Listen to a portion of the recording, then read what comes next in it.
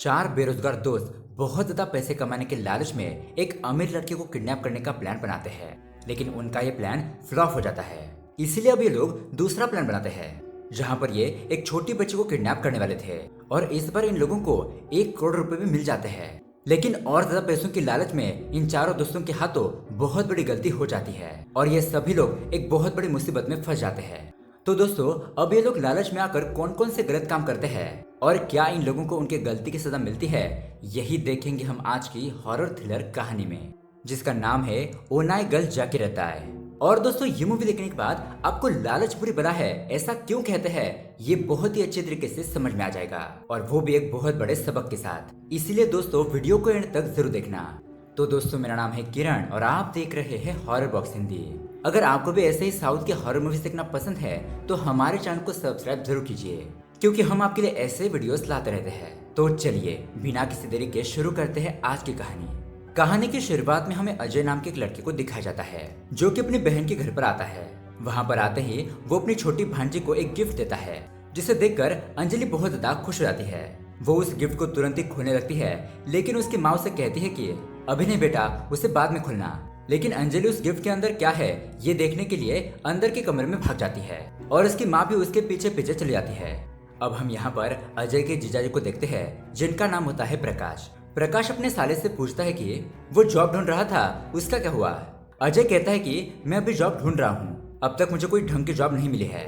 तो प्रकाश कहता है कि ये क्या अजय, मैं अपनी कंपनी में हजारों लोगों को जॉब देता हूँ और मैंने तुम्हें अपनी कंपनी में काम करने के लिए भी कहा, लेकिन तुम हो कि मेरी कंपनी में काम करने के लिए तैयार ही नहीं हो। जनरेशन गैप है ऐसा कहकर हमेशा इस बात को टाल देते हो। और यहाँ पर अजय भी उनकी ये सारी बातें सुनकर वहां से अंदर जाने लगता है। अब यहाँ अंदर आने के बाद उसकी बहन पर्स से कुछ पैसे निकालकर अजय को दे देती है और उसे कहती है कि मैंने तुम्हें कितनी बार कहा है कि तुम हमारे घर पर ही आकर रहो, लेकिन तुम हो कि मानते ही नहीं हो। इतने बड़े बंगले में हम 3 लोग ही तो रहते हैं। लेकिन अजय कहता है कि नहीं दीदी, मैं ऐसा नहीं कर सकता।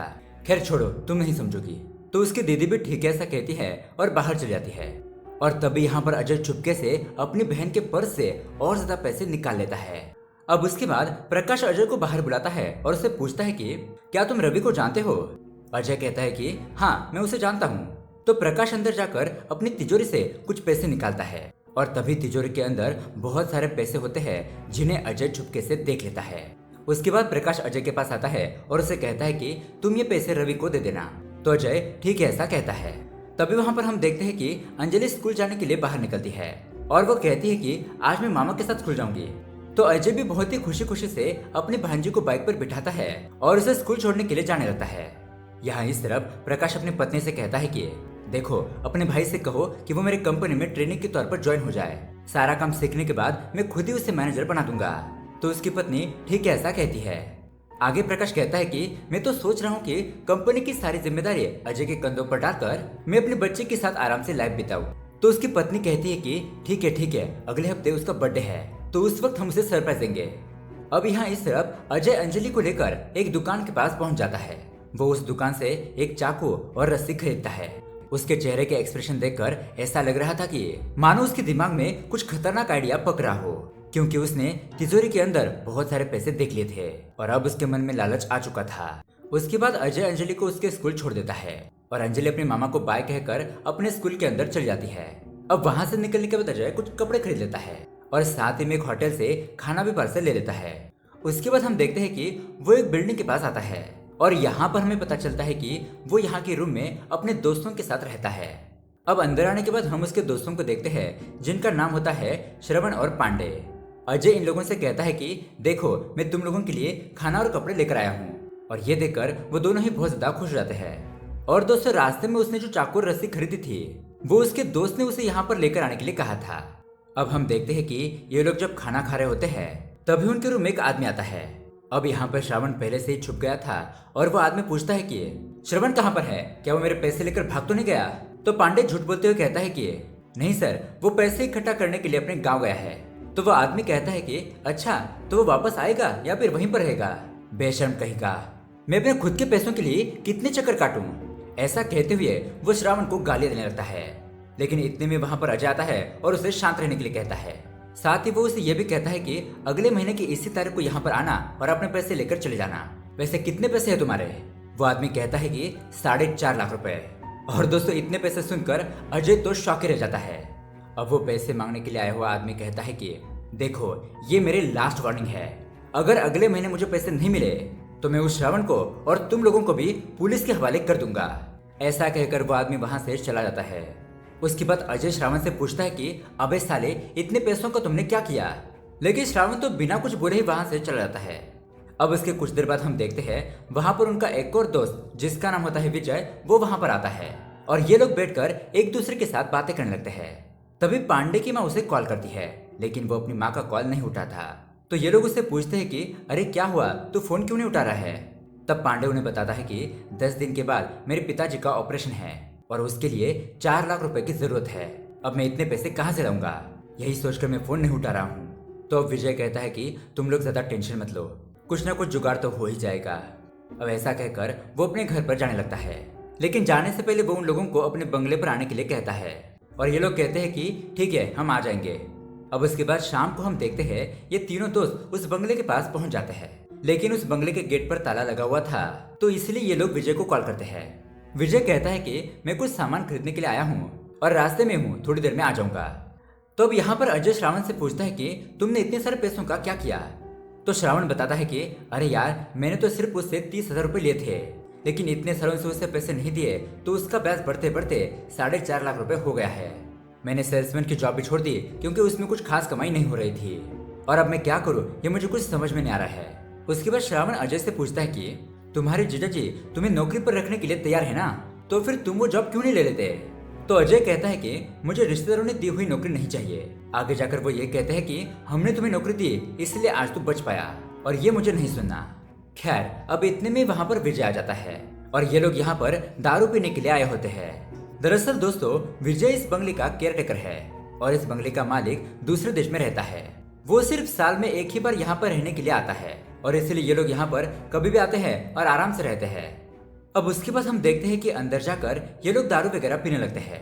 तब यहाँ पर अजय उन्हें कहता है कि देखो दोस्तों, अब हमें कुछ बड़ा हाथ मारना होगा, कब तक हम बिना पैसों के ऐसे घूमते रहेंगे?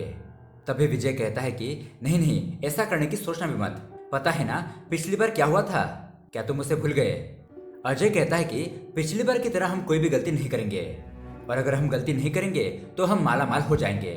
दरअसल दोस्तों, पिछली बार इन लोगों ने जो कांड किया था उसमें बुरी तरीके से फंसने वाले थे और इसलिए इस बार भी रिस्क लेने से डर रहे होते हैं। खैर, अब उसके अगले दिन हम देखते हैं कि अजय टेरेस पर आकर अपनी गर्लफ्रेंड के साथ बात कर रहा होता है। और दोस्तों, अजय ने झूठ बोलकर इस लड़की को अपने जाल में फंसाया था। उसने उस लड़के से कहा है कि वो एक बहुत बड़ी कंपनी का मालिक है। तो अब यहाँ पर उसकी गर्लफ्रेंड उसे एक बहुत बड़ा झटका देती है। वो कहती है कि मैं प्रेग्नेंट हूँ, इसीलिए हमें जल्द से जल्द शादी कर लेनी चाहिए। लेकिन ये खबर सुनकर अजय के तो होश उड़ जाते हैं, क्योंकि वो तो खुद एक बेरोजगार होता है और अपने बहन के पैसों पर पल रहा होता है, तो अभी अपनी गर्लफ्रेंड और अपने बच्चे की जिम्मेदारी कैसे लेगा? इसलिए वो अपनी गर्लफ्रेंड से कहता है कि बेबी तुम 1 महीने तक रुको, मैं कुछ ना कुछ इंतजाम करता हूँ। अब इतने में वहाँ पर उसके दोस्त आ जाते हैं और वो उसे टेंशन में देखकर पूछने लगते हैं कि क्या हुआ? तो अजय उन लोगों को बताने लगता है कि कुछ नहीं यार, वही पैसों वाली प्रॉब्लम, कब तक हम लोग ऐसे ही गरीबी में जीते रहेंगे? मेरी बात मान लो, हम एक बड़ा सा हाथ मारते हैं और फिर सेटल हो जाएंगे। लेकिन अभी भी उसके दोस्त बहुत ज्यादा डर रहे होते हैं, तो वो अपने दोस्तों को उन्हें पैसों की कितनी जरूरत है इसके बारे में बताने लगता है। मतलब कि पांडे के पिताजी का ऑपरेशन करने के लिए उसे 4 लाख रुपए चाहिए, श्रवण को अपना कर्जा चुकाने के लिए 4.5 लाख रुपए चाहिए, और विजय के पास भी पैसे नहीं होते, इसलिए उसकी पत्नी और बच्चे उसे छोड़कर चले गए थे। तो अजय कहता है कि इसीलिए पैसा ही हमारी हर प्रॉब्लम को सॉल्व कर सकता है। अब यहाँ पर सब कुछ सुनने के बाद उसके दोस्त ये बड़ा सा हाथ मारने के लिए तैयार हो जाते हैं, लेकिन वो लोग उसे पूछते हैं कि आखिर तुम्हारा प्लान क्या है? अजय कहता है कि हम इस बार मेरे जीजा की बेटी मतलब कि मेरी भांजी को किडनैप करेंगे। मेरे जीजा के पास बहुत सारा पैसा है, और दोस्तों 1-2 दिन की तो बात है, हम उस बच्ची को किडनैप करेंगे, मेरे जीजा जी से 1 करोड़ रुपए ले लेंगे और उस बच्ची को छोड़ देंगे। बस हमें इतना सा ही करना है। जरा सोचो, 1 करोड़ रुपए मिलने के बाद हम लोगों के सारे पैसे चुका देंगे और फिर यहाँ से कहीं दूर जाकर रहेंगे। अब उसके बाद हम देखते हैं कि अजय अपने जीजा के घर पर पहुंच जाता है, तो उसकी भांजी अंजलि उसे कहती है कि मामा मामा आज हम घूमने जाएंगे। तो अजय पूछता है कि कहाँ पर जाएंगे? अंजलि कहती है कि हम बीच के पास जाएंगे, और वो अपने पापा से भी कहती है कि पापा आज हम घूमने के लिए बीच पर जाएंगे। अब प्रकाश अपने बेटे से बहुत ज्यादा प्यार करता है, इसलिए वो मान जाता है। उसके बाद ये सभी लोग अपनी कार में बैठकर बीच पर पहुंच जाते हैं। वहाँ पर अपने मामा के साथ बहुत एंजॉय करती है और उसके परिवार वाले भी बहुत ज्यादा खुश होते हैं। फिर हम देखते हैं कि ये लोग एक जगह पर बैठते हैं और अंजलि कहती है कि डैडी डैडी मुझे बहुत ज्यादा भूख लगी है। तो इसलिए अब अजय और प्रकाश कुछ खाना लाने के लिए चले जाते हैं और यहाँ पर अंजलि और उसकी माँ बैठी होती है। तभी उस जगह पर कुछ बलून्स उड़ते हुए आते हैं और अंजलि कहती है कि माँ मैं उन बलून्स के साथ खेलना चाहती हूँ। तो उसकी माँ उससे कहती है कि ठीक है खेलो, लेकिन ज्यादा दूर मत जाना। अंजलि ठीक है ऐसा कहकर खेलने के लिए चली जाती है। अब उसके 15-20 मिनट बाद प्रकाश और अजय वहाँ पर आते हैं और आते ही अंजलि के बारे में पूछने लगते हैं। तो उसकी माँ बताती है कि वो यहीं कहीं खेल रही होगी। अब ये लोग अंजलि को आवाज देने लगते हैं और इधर उधर ढूंढने लगते हैं, लेकिन इन लोगों को अंजलि कहीं पर भी नहीं मिलती। वो वहाँ बीच पर सारे लोगों से पूछताछ करते हैं, लेकिन किसी ने भी उनकी बेटी को नहीं देखा था। प्रकाश और उसकी पत्नी अपनी बेटी को खोने की वजह से बहुत ज्यादा रोने लगती है। अब यहाँ पर अंजलि को ढूंढते ढूंढते रात हो जाती है। तो प्रकाश की पत्नी उसे कहती है कि हमें पुलिस के पास जाना चाहिए, वही हमारी मदद कर सकते हैं। लेकिन इतने में उन्हें किडनैपर का कॉल आता है। यहाँ इस तरफ श्रावण बात कर रहा होता है और वो कहता है कि तुम्हारी बेटी हमारे कब्जे में है। अगर तुम्हें अपनी बेटी सही सलामत चाहिए तो 10:30 बजे 1 करोड़ रुपए लेकर शहर की पुरानी बिल्डिंग के एरिया में आ जाओ। और अगर तुमने पुलिस को ये बात बताने की कोशिश की तो तुम्हें तुम्हारी बेटी की लाश भी नहीं मिलेगी। अब यहाँ पर प्रकाश रोते हुए इन दोनों को बताने लगता है कि हमारी बेटी को किसी ने किडनैप कर लिया है और वो लोग हमसे 1 करोड़ रुपए मांग रहे हैं। अब अजय यहाँ पर नाटक करते हुए कहता है कि जीजा जी हमें पुलिस में कंप्लेंट कर देनी चाहिए। वो ऐसा इसलिए कहता है ताकि उसके ऊपर कोई शक न करे। अब यहाँ पर उसका जीजा कहता है कि नहीं, हम पुलिस के पास नहीं जाएंगे, हम उन लोगों को 1 करोड़ रुपए दे देंगे और हमारे बच्चे हमें वापस मिल जाएगी।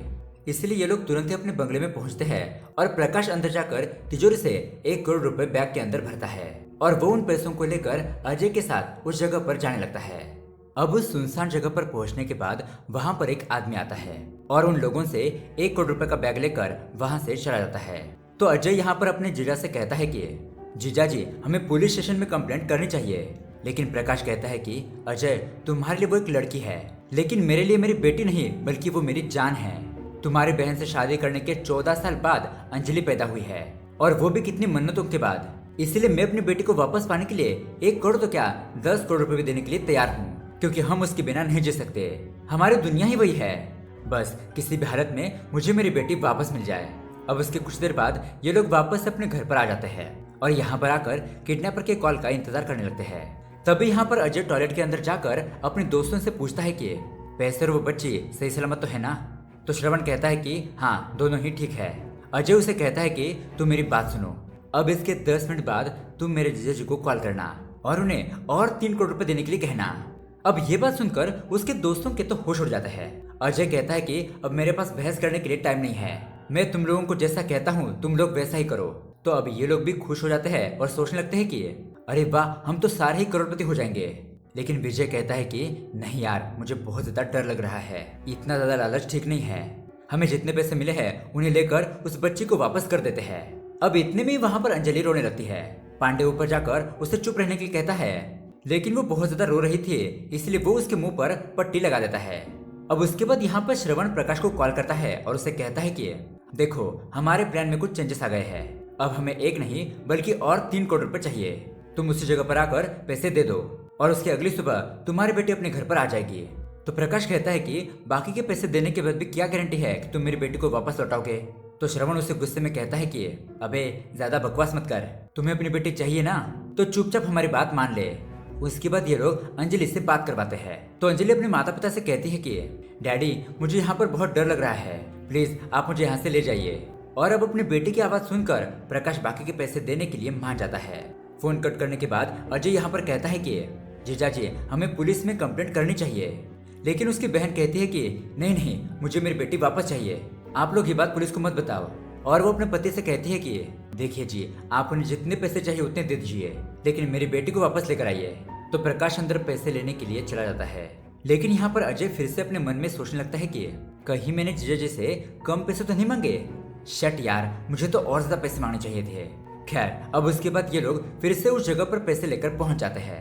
अब वो आदमी वहां पर पैसे लेने के लिए आता है, लेकिन इस बार अजय उस आदमी के ऊपर हमला करता है और उस आदमी को पकड़ने का नाटक करने लगता है। लेकिन वो आदमी उसे धक्का देकर वहां से भाग जाता है।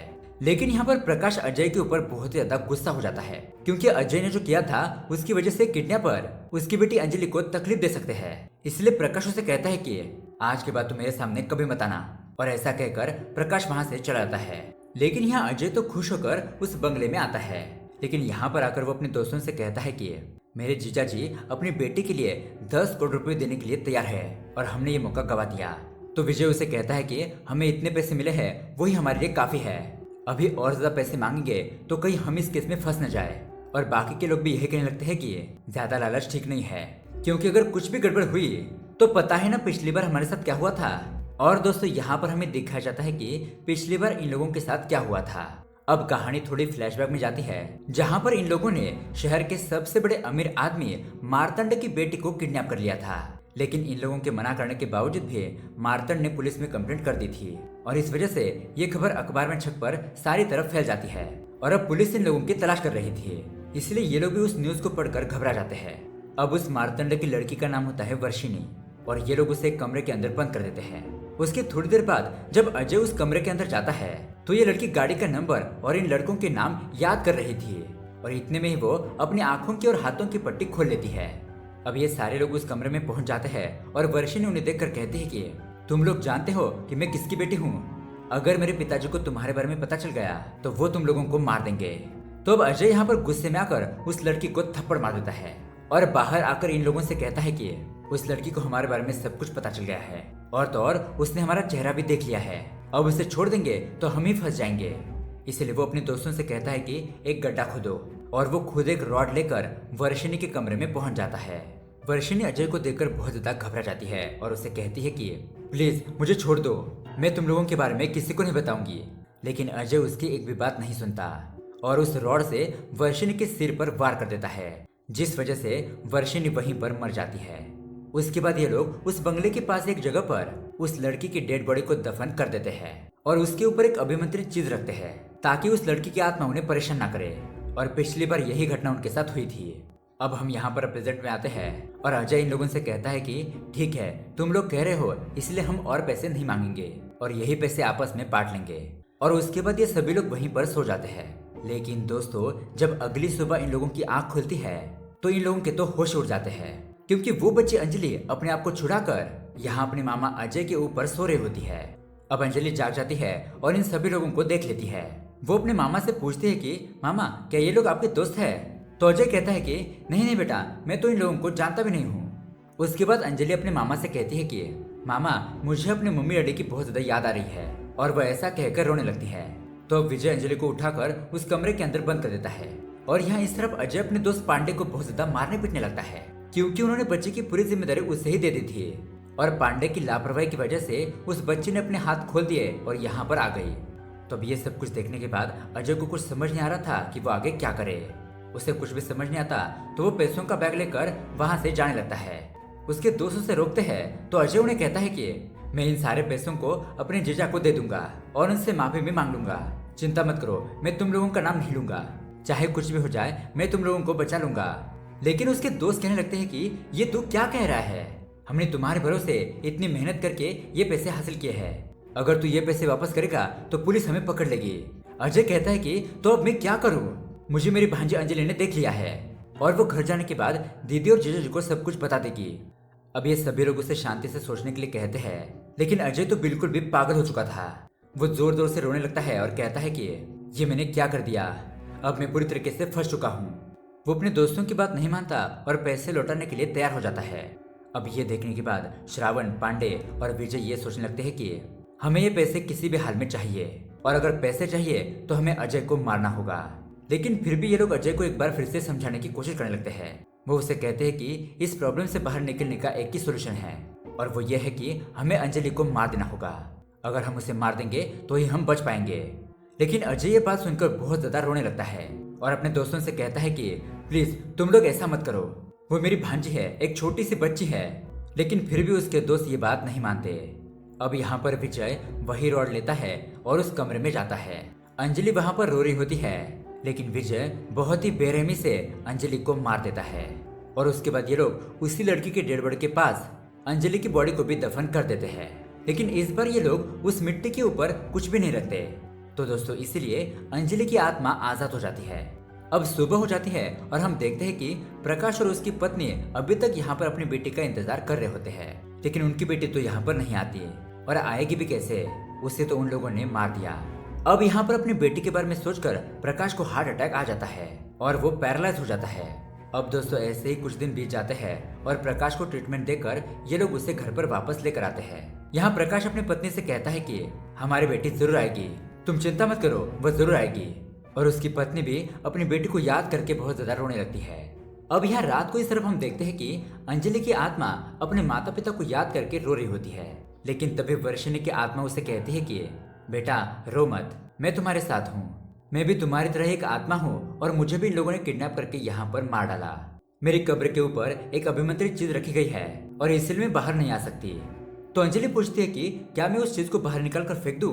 तो वर्षिणी की आत्मा उसे कहती है कि नहीं बेटा, तुम उससे हाथ नहीं लगा सकती, उससे तो कोई इंसान ही वहां से हटा सकता है, लेकिन मुझे कैसे भी करके उन लोगों से अपना बदला लेना है, क्या तुम मेरा साथ दोगी?